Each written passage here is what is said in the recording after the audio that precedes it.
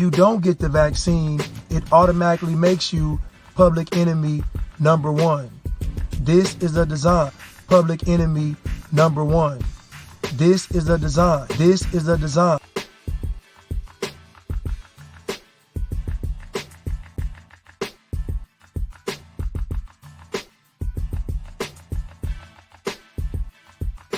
I had been working for almost a half a century on the various monopolies, the legal monopoly, the banking monopoly, the secret government monopoly of the world. And I realized that all of these monopolies interacted, and about the same group of elitists, the world order people, were in each one. But I had not paid much attention to the medical profession. I thought, well, these are doctors who are curing people. They work in the hospital long hours, you know, and they're probably a public asset. And I thought that simply because I hadn't had any contact with them, fortunately for me. And other people who have had contact with them had a different view. Either they were furious, or they were disgusted, or they were dead. And so this was the status of the people who employed the medical profession in the United States, the average American citizen. And the doctors, during this period, as part of the drug trust and the medical monopoly, had various instruments furnished to them by the other monopolies. For instance, the oil monopoly of John D. Rockefeller at Standard Oil had gone into the petrochemical business, and through extensive research they had developed certain medications which they called wonder drugs, and the public, as they took these drugs, they would wonder what was going to happen to them. That's why they were wonder drugs. Others were called miracle drugs. They were called miracle drugs because if you took them and you survived, it was really a miracle. So this was the contribution of the monopolists to the medical monopoly. And the only thing that these drugs had in common was that they were enormously expensive. Now, in contrast, most of nature's remedies are enormously inexpensive. They're available, they're abundant, they're cheap, which means that the medical monopoly did not want you to use any of these medications. They wanted the greatest achievement of the modern drug trust was the invention of the $1,000 pill. They have now they have one pill which costs $1,000, which you use in cancer and various things. And nature, unfortunately, has never learned how to make a $1,000 pill. So obviously, nature is no good as far as the medical monopoly is concerned. Well, tell us a little bit, just before we get into that also, there's a difference between homeopathic medicine and allopathic, and that's part of what we're discussing also. Tell us a little bit about that, if you would, just to smell it. Well, what you're talking about is a historic situation. In the 19th century, most Americans thrived on what is called homeopathic medicine, which is mostly naturopathic remedies available through nature in abundance at low cost. Well, the medical monopoly, which was formed in 1847 as the American Medical Association, they didn't like this. They thought, how are doctors going to get rich, and how are we going to control the people through the medical monopoly when they can go to these homeopathic people and get these remedies at very low cost? So the first plank of the AMA was, we will never allow any homeopathic physician to become a member of the AMA, and they never have. So, but the AMA was still in a minority.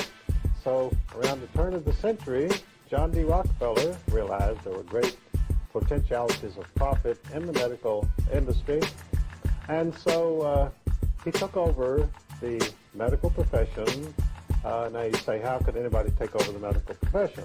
Well, first you have to have a lot of money, and second you have a lot of power. Well, he had both, and he did. So he revamped the entire medical system of treatment of the people of the United States, which had been homeopathic. He switched it over to allopathic medicine, which is a different type of practice, originating in Germany. And the great attraction of allopathic medicine is it relies on radical surgery. I mean, if you can't cure it, cut it off. And the heavy use of drugs, because when you're having your limbs cut off, you need a lot of drugs because it's very disturbing. and lengthy hospital stays, none of which are features of homeopathic medicine. It's entirely the reverse.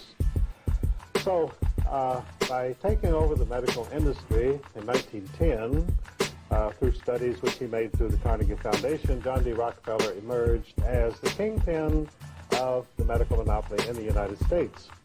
And he now presided over an allopathic system of medicine controlled through every legislature by accreditation of hospitals, control of physicians, control of medications, and which is essentially what we have today.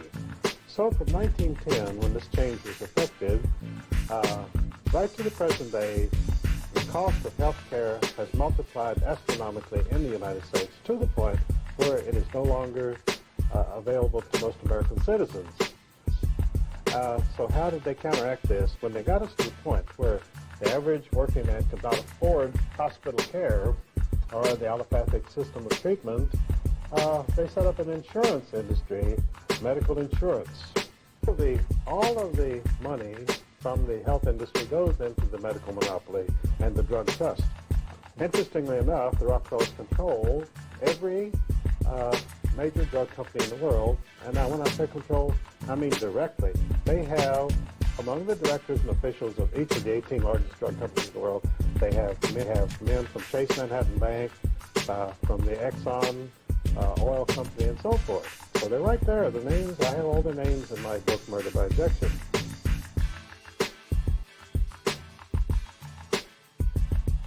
Dr. Anthony Fauci, a key member of the White House Coronavirus Task Force, has become a household name and the internet's new crush. Known for his ability to break down the science behind the disease for a wide audience, he's viewed as the most trusted voice by both Democrats and Republicans.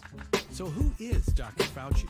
Fauci was born on Christmas Eve in 1940 to Italian immigrant parents in New York. When he was a child, Fauci worked in a family-owned drugstore. At 5'7", Fauci was captain of his high school basketball team.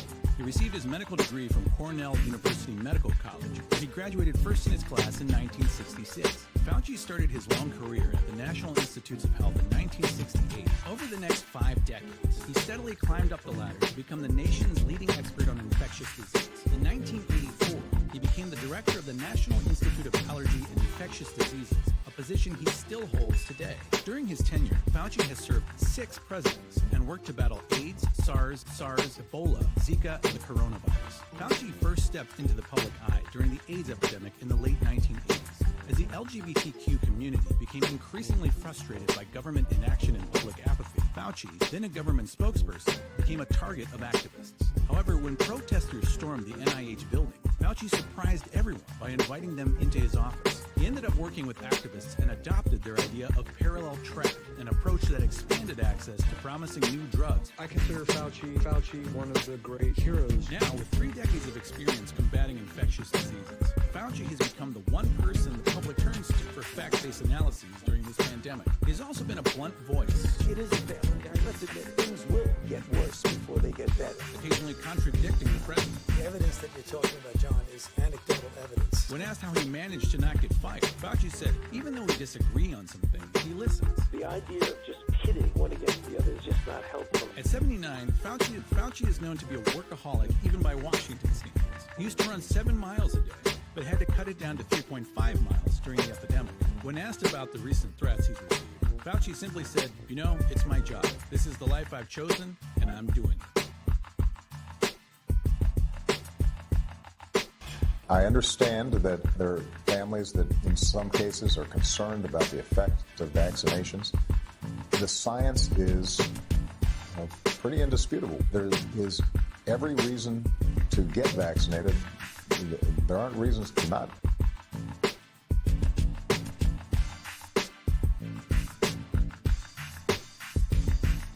I think that my 3 predecessors have set the model as to what should be done, saying once it's declared to be safe, and then I think Barack said once Fauci says it's fair, that's my measure, then obviously we take it. And it's important to communicate to the American people it's safe.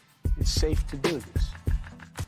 The science is pretty indisputable. There is every reason to get vaccinated. there aren't reasons to not. Before I make my opening statement, I want you to see what happens to a child who becomes autistic, and I want you to bear in mind why I feel so strongly about this. Because my grandson was a normal child, and 2 days after, he got 9 shots in one day, several of which contained thimerosal, mercury, 40 sometimes the amount that was tolerable in an adult.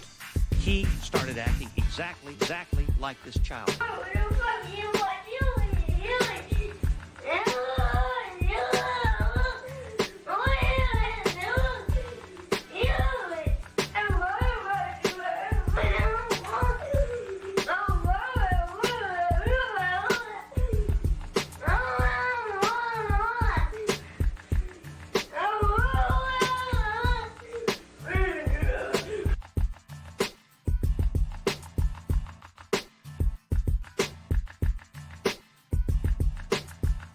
This equation has 4 factors, a little bit of multiplication. So you've got a thing on the left, CO2, that you want to get to 0. And that's going to be based on the number of people, the services each person's using on average, the energy on average for each service, and the CO2 being put out per unit of energy. So let's look at each one of these and see how we can get this down to 0. Probably one of these numbers is going to have to get pretty near on average for each service, and the CO2 being put out per unit of energy. So let's look at each one of these and see how we can get this down to 0. Probably one of these numbers is going to have to get pretty near to 0. Now that's back from high school algebra, but let's take a look. First, we've got population. The world today has 6.8 billion people. That's headed up to about 9 billion. Now, if we do a really great job on new vaccines, healthcare, reproductive health services, we could lower that by perhaps 10 or 15%. But there we see an increase of about 1.3. The second factor is the